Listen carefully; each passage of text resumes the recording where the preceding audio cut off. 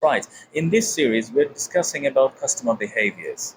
So in the first our episode, we discuss about retailers and their outlets, and they have customers, and how can they increase the basket size? Mean customers spend more.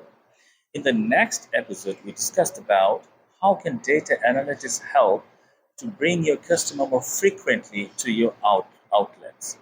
Now, Shofar, I have another dilemma that a lot of clients they ask. We have a solid customer base. That's not a problem. We have a solid customer base, but we want to be proactively retaining our customer, making sure they do not go to another outlets. In that aspect of doing proactively data analytics, is there anything we can do to give a peace of mind to the retailer that the customer will be retaining in their outlets and keep coming back? Yeah, so if you have a loyalty program or a membership program, then one of the things you can do is identify what are the triggers or indicators that make someone leave. So the way you do this is you look at the customers who have left you already, and you look at historically, were there any indicators or triggers that could predict why they're leaving you? This is called a churn model. So for example, if let's say you're a subscription business, let's say you are a video on demand streaming service like a Netflix or something. Okay. So what you're looking for is if they're going to cancel their subscription, how early can you identify that they're going to cancel the subscription? Right. For some of our clients, they're on a 12-month subscription. Their customers are on a 12-month subscription. So what we're able to do is identify in months 1 and 2 who's not going to subscribe in month 12. Right. Okay. And so what we're looking for are indicators. What our model does is it builds a predictive score to say this person today is going to leave you in 12 months' time. Right. So therefore, that gives you either 12 months or 3 months or whatever time. We give you time for you to then do some marketing, some activity with them to retain them. So if you know who's going to leave you, then you make sure you keep them happy. So that churn model, you give a perfect example of a subscription-based business model. But can we use that same churn model in a different business format, like a chain of retailers, Absolutely. telecom industries, supplying the motor parts and sort of thing? Absolutely. So a common use of it is, for example, in supermarkets.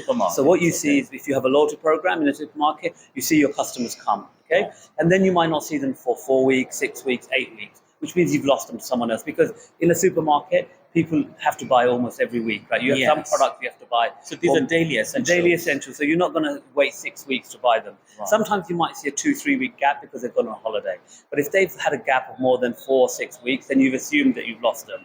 So what you do in that case is identify the indicators that led them to not shop with you. Brilliant. Okay. And all those indicators, churn models, the feeding in that model, giving you the insights of what's happening with the customer behavior through data analytics. Absolutely. Right? So what the data analysis does, it helps you not only help you predict who's leaving, but the indicators tell you why they were leaving. Right. So for example, did they when they came, did they buy a certain brand of milk that's no longer stocked, or did they complain? Did they contact your customer service every week because of a complaint? Did they come at a certain time and there was too much queue?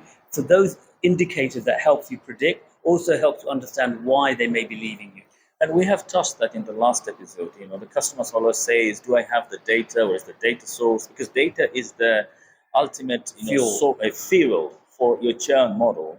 And in that regard, we want to assure again the data is there, but most of the clients might not know what exists or not. Absolutely. Even if you don't have a loyalty or a membership or an account program, you still have point of sale data.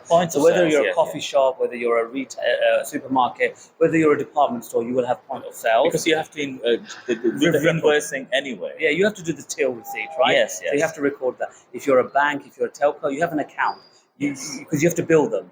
Yeah. Right, so you have data about your customers. Sometimes you just don't believe or think that it's data about your customers. But most businesses, if not all businesses, in my opinion, have data about their customers, which they can use to drive value. Sure. So what Shoreful is saying, and this is our experience, is you have the data. It is all about how you use that data to do your business growth. Thanks a lot. Thank you. Thank you.